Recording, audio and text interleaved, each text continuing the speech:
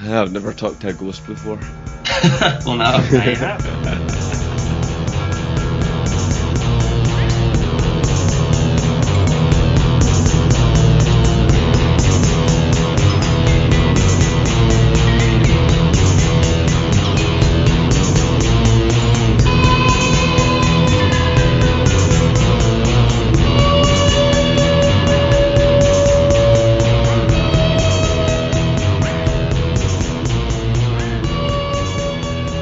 Hi, I'm Vlad Bresnix, and welcome back to the BresnixCast.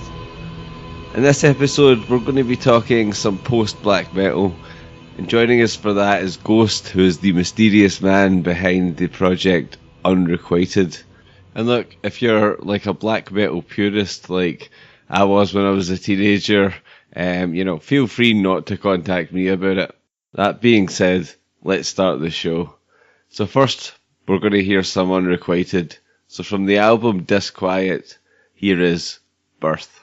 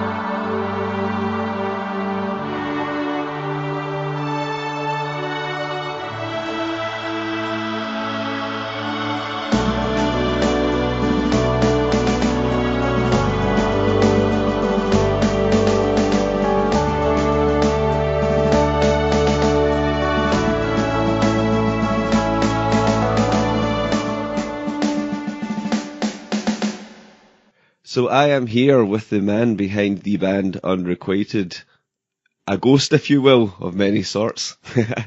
Ghost, how are you? Thanks for coming on the show. Doing very well. How are you? I'm great. So why don't we start the way I usually start? Why don't you tell us a bit about Unreqvited and how that came about? Yeah, I basically spent a lot of my time touring in kind of like a metalcore new metal band for most of 2015, 2016.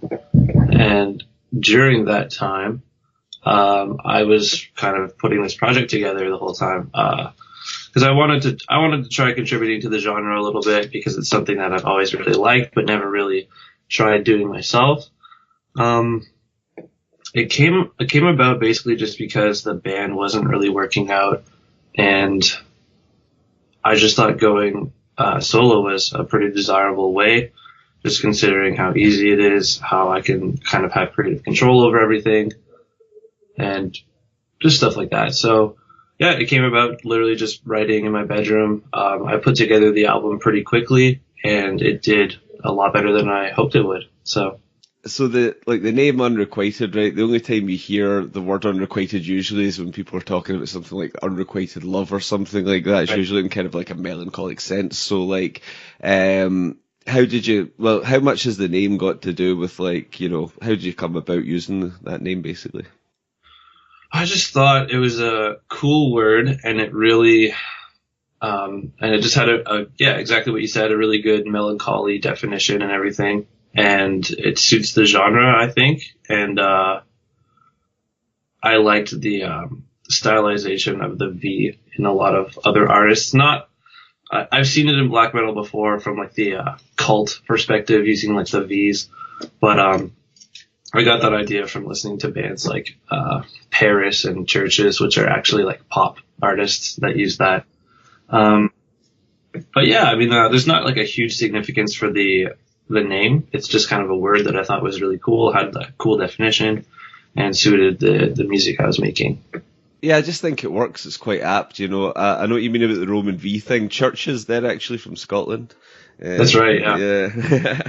No, I think it kind of works because, like, I think everything about, like, we'll talk specifically, obviously about the album Disquiet, came out in 2016, just for the listeners. And, like, I suppose everything about it kind of fits with me because the sound there is a kind of, I wanted to say like an unrequited sound, but if you know what I mean, there is a kind of melancholy to it, something almost like kind of yearning to it. And then on top of that as well, you've got the album art, and the album art really, I think, adds in as well. You've got that, it seems like a guy standing in front of this just massive waterfall. Tell us a bit about the art. The artwork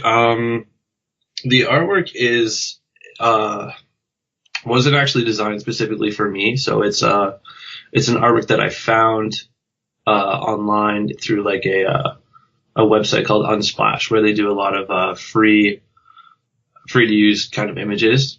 So I just kind of sent a message to the owner just to make sure that I could use it for the artwork. But I just thought exactly that, like it just suited the music extremely well. And that's what I've gotten from a lot of people saying, like, if you just listen to the music and stare at this artwork, like you're going to feel it. It's almost like sort of the way the emotion pours through the songs is almost like the way that waterfall's pouring over, if you know what I mean. Yeah. Mm-hmm. Yeah, I mean, I totally got that quite strongly. I mean, and I see lots of terms and stuff, and like you sort of mentioned, like black metal. And do you use the term post black metal yourself? Yes, yeah. I think it's a pretty good way to describe the sound. Could be because post black metal and just kind of regular black metal, I feel, are pretty miles apart. Yeah, it's funny because I just like before, like I don't know why, like I didn't really like the phrase post black metal. Now I kind of don't. I'm all right with it. I don't really bother, but I don't know if it was because when I was younger, I was one of these guys that was a black metal purist. For a while I was like, if it's not from Norway, it's not black metal, man. But I've mellowed out on that since I've gone. I've been there too. Yeah, I've been that guy for sure. But yeah, I like the term because it helps to distinguish what is this sound, what isn't. Like if I go into just a plain black metal group and post about this, like people are going to shit on me for it. Yeah. But if I go into post, sorry, can I curse on this? I don't mean to. Yeah, stop fucking swearing. Okay, perfect. That's fine. Yeah, no. So I like having those two things separate because it just kind of separates the fan base a little bit. People can kind of dabble into whichever one they like, and I can post where I know people will like want to hear it and like it. Yeah, I mean that's the thing. I've been in a lot of these kind of black metal groups online, and some of them remind me of the way you got all those folk purists that all went nuts when Bob Dylan went electric, like some of these black metal, you get these people that are like that. I suppose you probably get them in every wee nook and cranny, but it just reminds me of that. You get some people that are very dogmatic about it, don't you? No, yeah, for sure. I think it's pretty brutal in the black metal scene as well, because you've got a lot of those elitist people.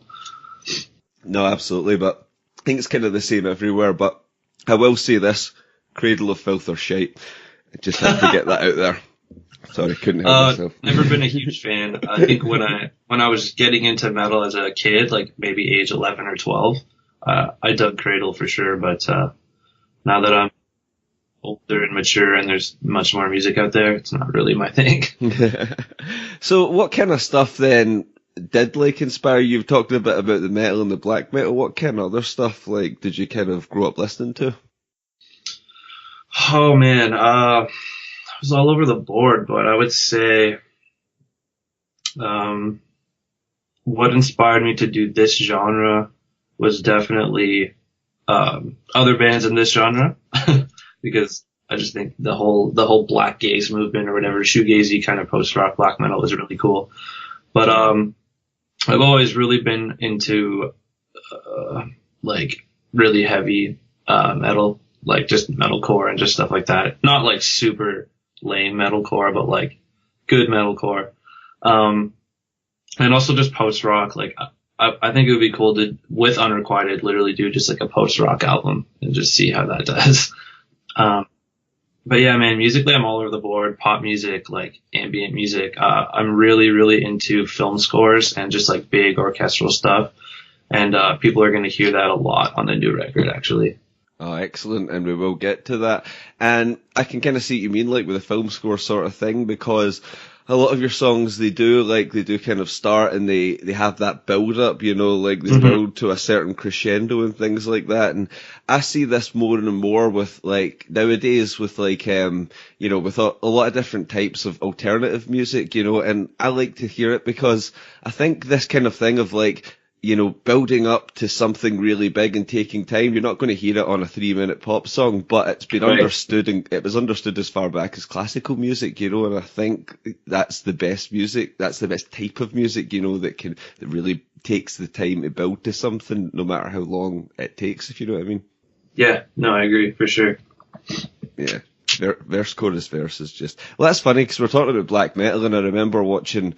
It was that film, it's called something like Until the Light Takes Us, Before the Light Takes Us, the documentary, and they're kind of talking about that as well, and about how, like, they were angry at a lot of stuff traditionally, but particularly as well, like, what had become traditional song structure.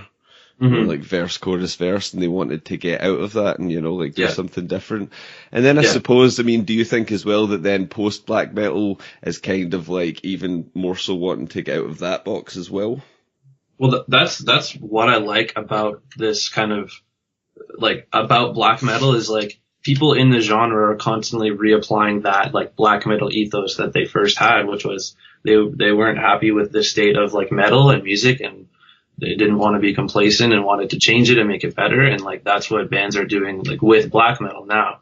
And that's what I think is so cool about it. It just kind of keeps reinventing and recreating this new style of like what black metal can be.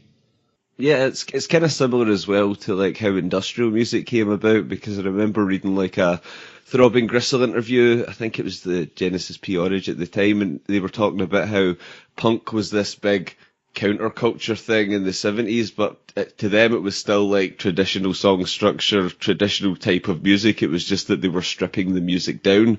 So whereas with industrial music they wanted to do something that was completely different, do you know what I mean? Like something that was just entirely new, if you know what I mean. Yeah, but then you gotta keep... Go on, sorry. Go ahead, sorry. You continue. You're the guest. Yeah, I was just saying, like, you gotta just keep pushing music and keep seeing what you can do with it, because it's never cool enough. You always got to keep going. I think as well, kind of what I like about what I've come to like, because I've more kind of recently been listening to kind of more of this kind of like whatever you want to call it, black gaze, dark gaze, or whatever. Because I'd like the, you know, like the classic shoegaze bands and stuff like that. I'd always like that kind of thing, and I was always a bit of a metalhead as well.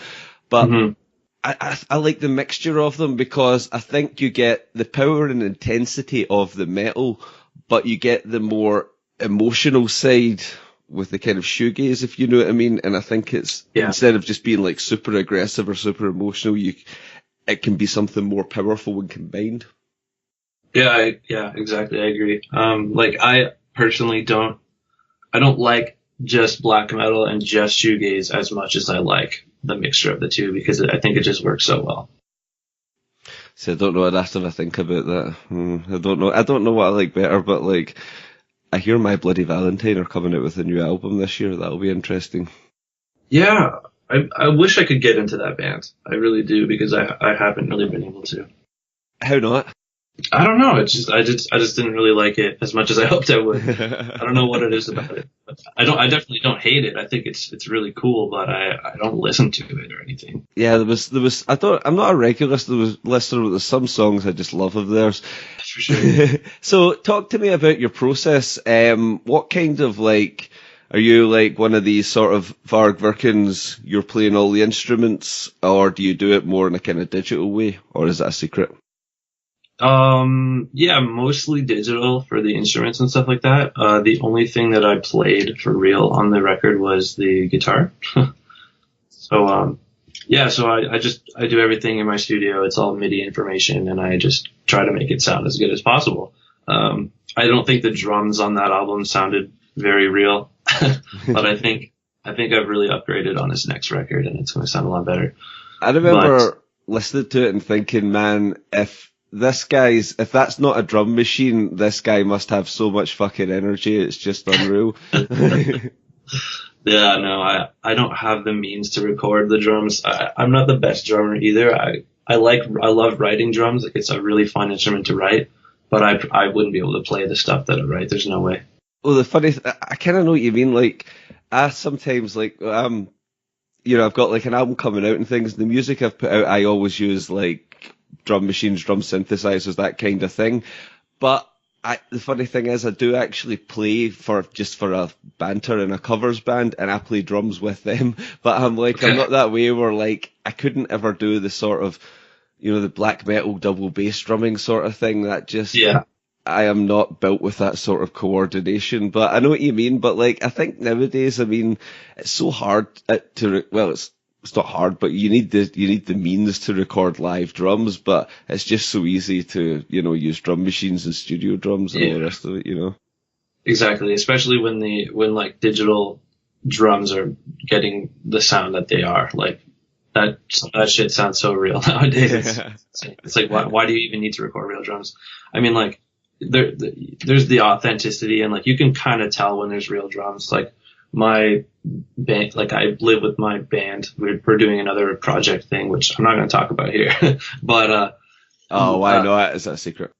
Yeah, it's kind of a secret. It's not even announced or anything yet. So all right. Oh, we did announce. You can give me a shout. Plus, it's really not black metal, so I don't think anyone really wants to hear about it. But this is not this is not a black metal show. This is at all. No, it's true. But I mean, like the people like watching for me are gonna be like, what the hell? So, but yeah, no, we recently went and recorded real drums on a track, and like it sounds like unreal, like way better than any drum sample I've ever done. So I know I would actually love to have the means to be able, because I've got like a small studio in my house, but there's no way I could have a drum kit in here. My neighbours would break down the door and kill me probably. Yeah, we're lucky to have like a bungalow house, so we can kind of be as loud as we want. And like, there is a drum set downstairs that I could use, but I don't know how to record drums properly. You need way too many microphones. You know. Yeah, it's expensive, man. I think that's the problem. But what's your kind of process like when like you're making the tunes? Do you maybe like, if you play the guitars, do you maybe start with like some guitar thing and move on from there, or does it always change depending on what you're doing? I would say the process is ever changing. I used to write a lot of the music in a tablature program, like a Guitar Pro kind of program. And I would just tab it all out, and then I would have the MIDI information, and I would export the MIDI information into my Logic Pro session. And then from there, I would change all the instruments, make them better, and then I would just record guitar over top. But I found now I'm starting to compose in my digital audio workstation, and kind of do all the instruments at the same time as I'm going, also mixing and mastering as I'm going. So yeah, it's different every time. Yeah, and that mixing as you're going thing, like, I remember, like, before I really understood about, like, making my own music, I remember reading an interview with that ambient band, The Orb. And, like, by the way, what a live show they do, but that's something else. But they were talking about how they mix as they go, and I'd never understood. I was like, well, what's the point in that? Well, I never really understood what, like, until I tried doing it. It just saves so much time and stuff later, and I think, in a way, it's just, I think it's such a more efficient way to work. Yeah, it is. And I usually have a lot of things going on in my session, so it's nice to kind of hear where everything's going to be in the final product, and it gets you a better idea of like how to compose, where to add things and stuff like that, especially with big orchestral parts and all that. So I take it like Unrequited is not the kind of thing that you would do live. I'm not sure. Like, I'm not completely opposed to doing it. The only reason that I haven't, like, I've gotten a few offers to do stuff, but the only reason I'm not doing it is because, like, our band that we're kind of banking on working out. And I like doing this as just a studio project. It's fun, and it's like something that I can have like full control over and do myself, which I probably would be able to get live musicians to play with me. It would probably be my bandmates that I currently play with. So I've thought about it, and I just kind of haven't really decided yet. I suppose that's actually, and a lot of people don't realise, but that is a thing. I mean, I had Paul Lemos from Control Bleeding on the show, and they pretty much, you know, like, they don't really play live. They have done before, but it's not something they do. And then even bands like Darkthrone, I mean, we were talking about black metal earlier. I mean, Darkthrone, they don't play live either, and is like, it's become like, it used to be expected that a band would play live or something, but I think now it's so different, especially now if there's like one person doing it. Burzum, they don't play live either. Obviously, Varg never took that live. I always think of things, I don't know why, I always think of things historically, and I always think that before, I mean, live music was the only thing you could do, and now you have the option not to even bother, you know what I mean? Yeah. No, it's cool. And it's almost kind of expected now in this genre that once you listen to a band and then you find out it's one person, you're like, oh, okay, well, most of them are. And then when you find out one of them's a full band, you're like, damn, that's cool. Like, people don't often perform in this genre. Like, I did a split record in 2017 with a few friends, Violet Cold, Show Me a Dinosaur, A Light in the Dark, and Sadness. And only one of them is like a band. But everyone's doing the one-man thing now. I know it's interesting because a one-man band used to be kind of a joke, but like, not anymore. Sure. And it's funny, I was talking to this ambient musician Vector just the other night. It's not out yet, probably will be by the time this show is out, but I ramble. But anyway, I was talking to him about how like it used to be like, you know, if you wanted, again with the historical nonsense, but if you wanted to have like an orchestra, you had to have the means and the money and the power and all the rest of it. But now, like, for a relatively small amount of money, you can have like your own personal digital orchestra. Yeah, it's what a time to be alive, man. Yeah, and this is what I've said to a few people as well. It's good and bad. It's good in the way that it means it's easier for you to like make great music and express yourself, but more people are doing it. So then there's more noise out there, and then, you know, it's harder to get heard in a way, you know. It's true. Yeah. It's a pretty saturated market. I feel like black metal has more bands than like any fucking genre out there. Like, and like a lot of it's trash, obviously, but like there's so many bands in black metal, like so many artists. It's insane. So I think you just have to be good. If you want to break out, you just gotta be really good. Well, that's the thing, isn't it? But so you released one single. I mean, I'm not even like going to pronounce that. Like in 2017, Kitsunebe. I don't know. I like the song, but I couldn't really pronounce it right. So there must be another album due. So is there anything you're working on just now? Yeah. So that single is just for the split. It's not going to be on the record or anything. But the album is done. Yeah, I have a second album completely done. The artwork is done. I have a label. Everything's done. So I think I'm going to be like announcing stuff on my page pretty soon, but I don't know when this interview is going up, but the record's probably coming out like next month or maybe March. So like, how does it compare to Disquiet? It's different. I'm trying to make every record a little bit different. it still has the same Unrequited kind of sound, but I would say with this record, there's more orchestral parts, and I think it's a little darker in terms of sound. There's a lot less like joyful, happy riffs and stuff. And there's a lot more like heavier, like darker stuff. Interesting. Yeah. So like, when is that due to come out in terms of months? Well, we're aiming for February, but it's going to be like February, March. I think March at the latest. Yeah, no, that's quite interesting. So it'll be slightly different than the other one, or very different. I don't think it'll be hugely different. Like the vocal style is still the same. Like a lot of things are still there. Obviously, I just want to change up things a little bit. You know what I mean? Like I feel like the theme last time was very much like the melancholy, slow, like drawn out stuff, and this time I think the theme is the more like big orchestral stuff. More kind of like, more power behind it. That'll be interesting to hear. Yeah. I'm interested to see what people think. The first single that I'm going to put out has a guest singer on it, which is a friend of mine from, she sings, like, she does, like, dark folk music. She's from Vancouver, so she has, like, a small singing part on there, so, yeah, it'll be different.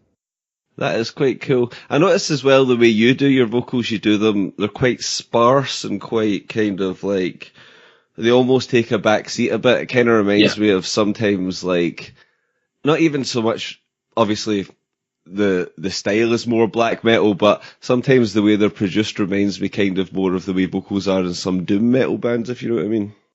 Yeah, possibly. I'm not a huge doom metal guy, so I don't really know what doom metal bands do, but yeah, I definitely wanted the vocals to kind of be a backseat instrument and kind of just fit in with the atmosphere and add to it.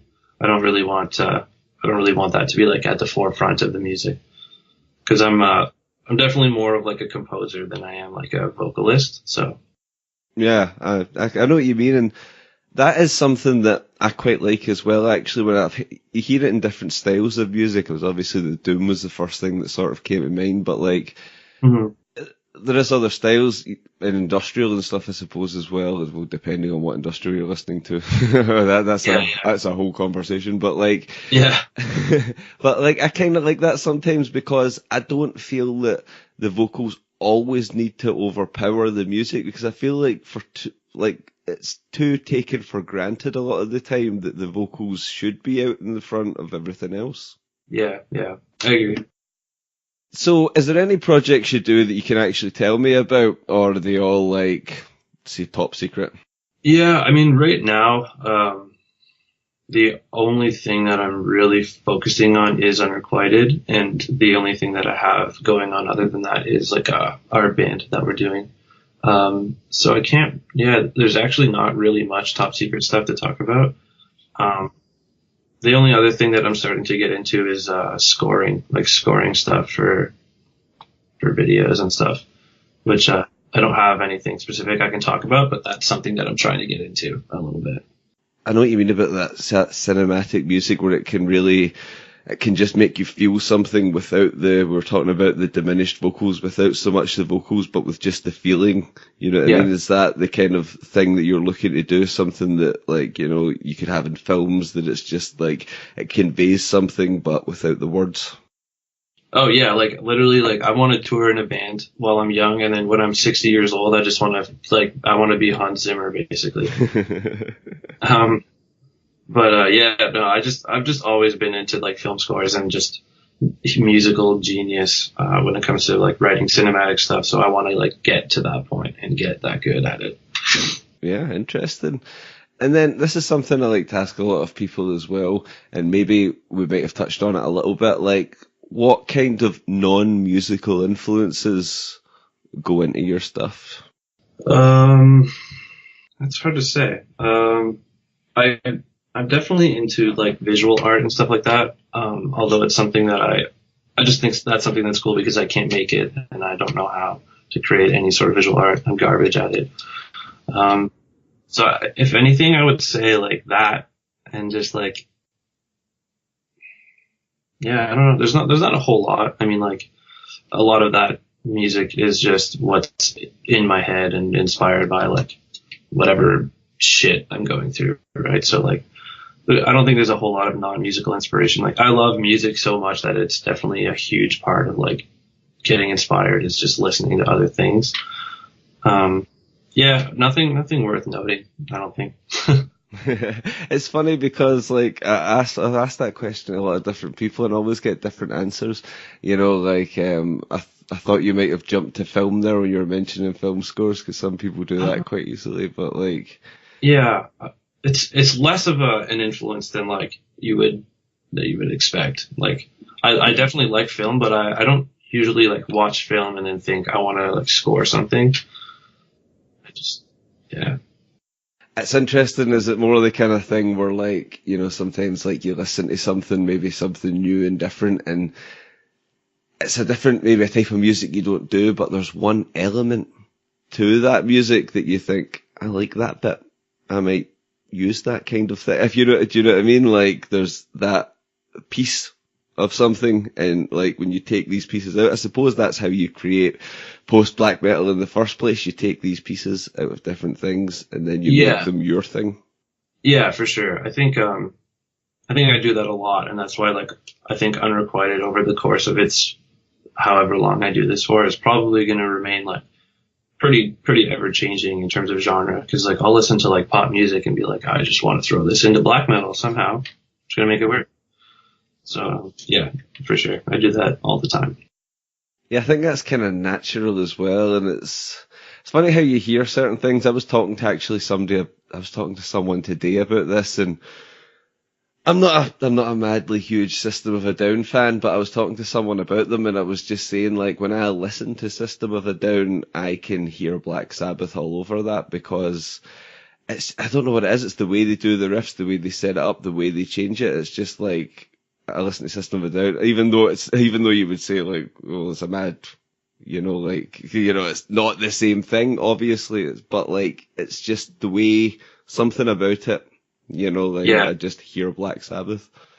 Yeah, for sure. Yeah, System of Down. That's a weird but like cool band. I like that band. Yeah, I don't listen to a lot of them. I remember when their first album came out and they were the big thing at the time. I suppose I was like a teenager at that time when like Sugar came out and stuff like that, and I was like, what the fuck's this? What year? I don't even remember what year that would have been. Neither do I actually, and to be honest, I don't want to. Fair enough. Cause it'll make me feel old and shit. But like, no, so I'm trying to think then. I think we've covered quite a lot of the questions I wanted to ask you, so Wicked. I think that might be us, eh? Cool, man. Well, thank you for doing this interview thing. It's the first of its kind that I've ever done, so. Really? Yeah, no, I've actually never shown my face online, so I don't really know. You won't be showing your face online this time either, don't worry, it's audio only. Oh, it's all audio? Okay, gotcha. I think it's still the first of its kind, though. That's cool, man. No, see, what I like to do is I like to, like, so people listen to, like, yourself. It's like you would never otherwise, like, a lot of the time I'll listen to these kind of bands, and a lot of the time, when I say bands, a lot of the time it's like one guy or something like that. And like, I'd listen to them and stuff, and I used to, when I was like really young, VH1 would be on the telly and you have like behind the music and stuff, and that kind of thing.